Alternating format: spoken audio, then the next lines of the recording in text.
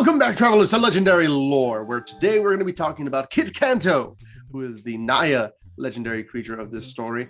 And very interesting because it's probably the oldest of the stories that we have as far as the chronology goes. Because Kitt Kanto in the present day is a very popular, like basically a singer for the cabaret. But this story basically starts off with Kitt in the subway, and she's just struggling to survive, and she's trying to do what she can. She's singing on the street, like in the subway, hoping someone will give her some money or maybe notice her.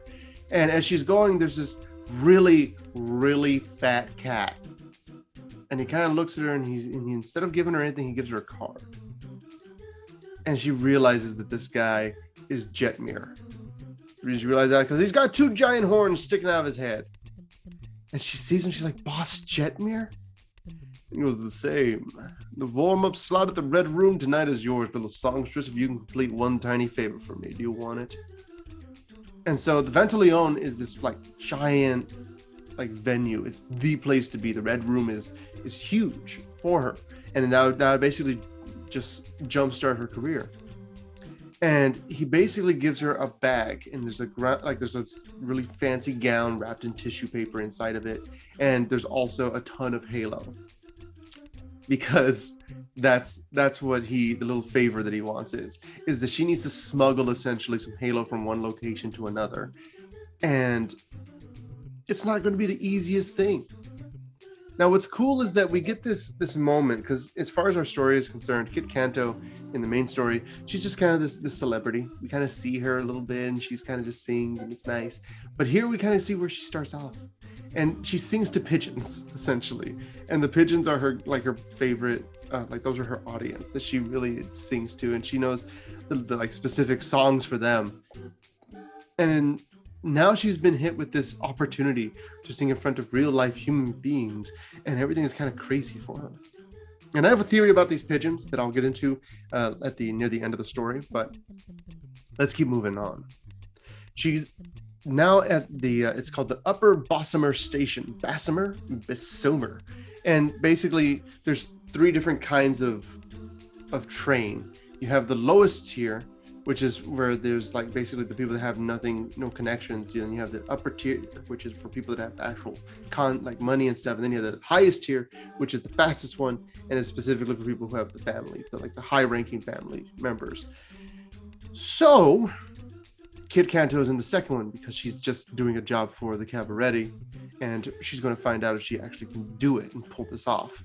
And as she's here, she sees that there's all these other people in the little cart with her, and there's these like vampires, there's elves, there's a devil that's just kind of there. He's got a trio of straight-laced and well-groomed leonine dressed in maids' uniforms, and a bunch of sweaty ogres that are headed for some muscle job.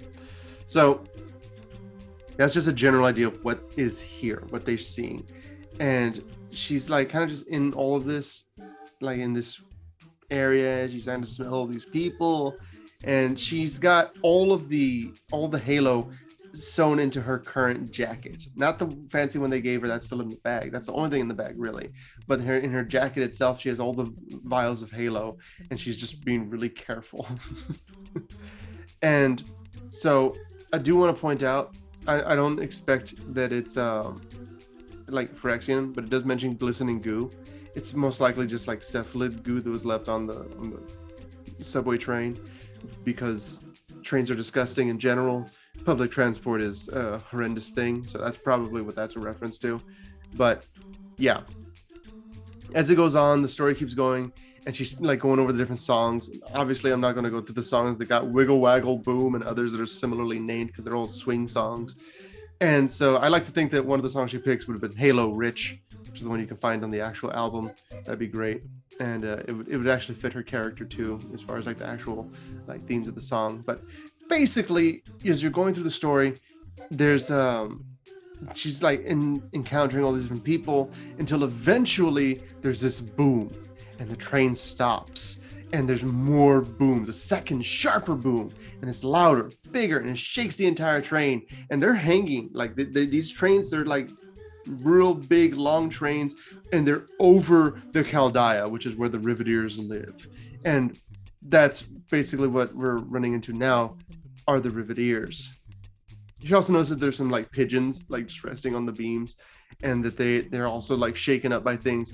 But there's a boiler that just breaks through everything, a Viashino that tears off the back of the thing. And what's cool is that this Viashino is not just some random Viashino. This is Agnes, the Dragon's Lash. She's like one of the second in command to Ziatora. So we get a nice little like connection between Agnes here and of course our character of Kitt Kanto. And so Agnes is terrifying. Agnes is essentially her releasing her inner dragon and terrifying everyone, trying to get back the halo that was stolen from the Riveteers by the Cabaretti. And she knows that it is a cat who's got it.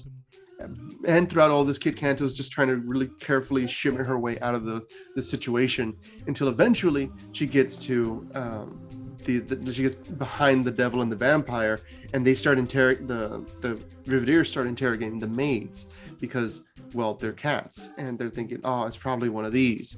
And so they're going through them while Kitt tries to keep getting away, and they realize it's her. She's trying to get away, but it's not doing her much good. She opens up the train door, and she's now basically like skipping ahead through all the action. She's looking at this gap. There's just emptiness in front of her, and she doesn't know what to do. And so she sees all the pigeons, and she has an idea, which is really cool. She starts singing a song called "Be an Angel and Lift Me Up on Your Wings." And there's a series, like a group of pigeons that turn to look at her. It says hundreds of dark eyes turning her way. And so she says that she's basically able to communicate with the pigeons using her melodies because they love her music so much. And so I love the idea of it. And so it says, the angels had left threads and twigs of power throughout the city's heights and depths, and people always overlook the least flashy and most ubiquitous denizens of the levels. Even birds could be touched by Halo's uncanny powers.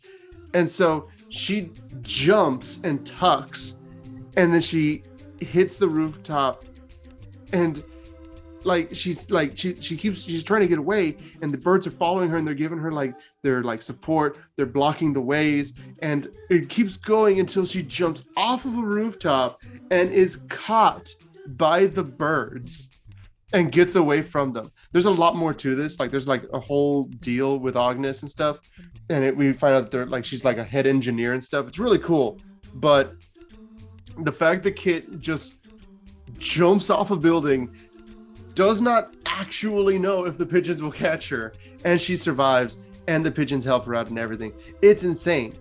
The downside is that she does lose her bag with her actual gown in it, so she just looks like a street urchin essentially.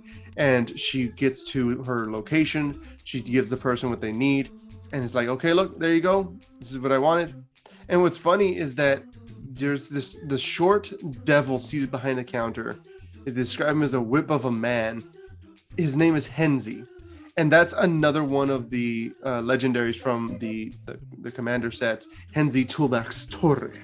And so he is a Riveteer, which is what I found really weird, is that she stole from the Riveteers and she gave it to another Riveteer. But considering that the guy is he looks really shady, he's probably just using it for himself. So she basically tells him, hey, look, I gotta go. I'm already late to the show. See ya. And so she starts basically just running as fast as she can, trying to get there.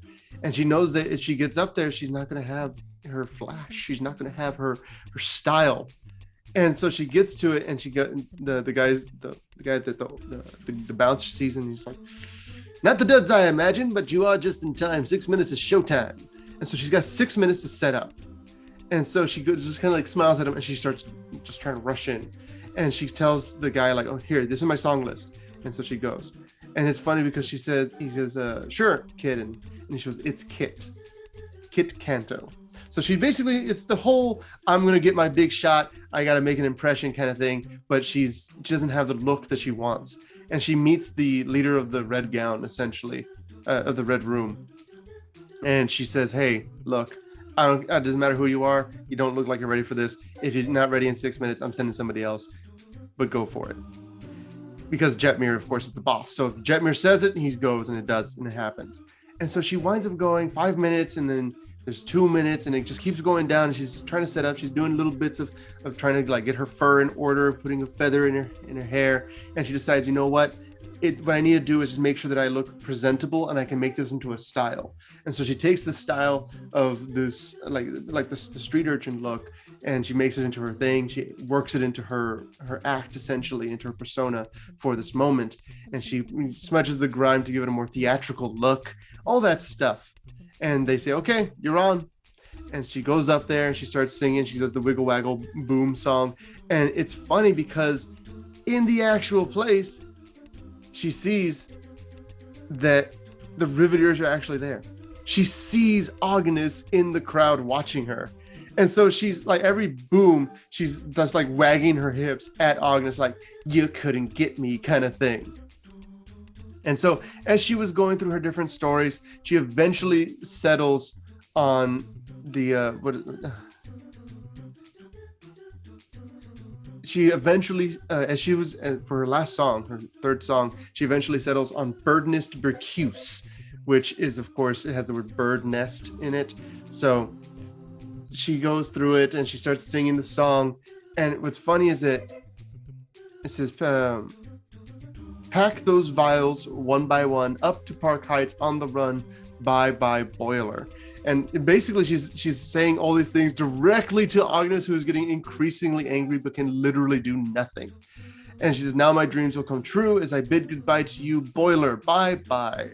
And all of this is happening, and up in the rafters, the pigeons are there. The pigeons somehow snuck into the building, and they're watching her big show. So her audience is still there from the... I just love the way it was set up. It's such a nice story, because she doesn't have, like, with the other characters, you may notice that we're focusing on basically really positive protagonists.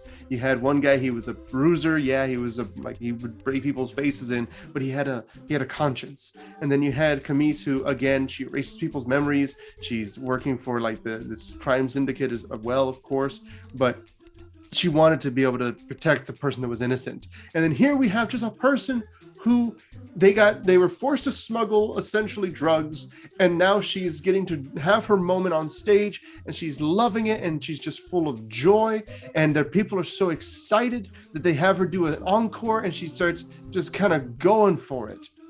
And it's so nice. And they even get an encore of the Birdnest Bercuse. And she's like, okay, it's time to go. And I love the story so much. It's such a fun time. It's just like a very wholesome ending with all those little birds. And I would like to say that because of what happens in the future of the story, I believe that some of the pigeons, like she said, that they're infused with Halo. I think the birds actually just be angels in disguise. Obviously, that's like 100% not the case, but I love the idea of these pigeons actually having so much more importance to them than just being there. But there's also that Pixar charm, essentially, of these animals that just want to help someone because they can, and it just makes Kitt Kanto such a great character to see. It makes her very likable, and I mean, just the whole idea behind her is fantastic. I love it. So yeah, thank you guys for watching this particular episode. And you guys guess what Joe's up to, what criminal activity. Last time he was drowning. So I guess we'll see what happens. Thank you guys for watching, and we'll see you guys in the next episode. Until then, travel well.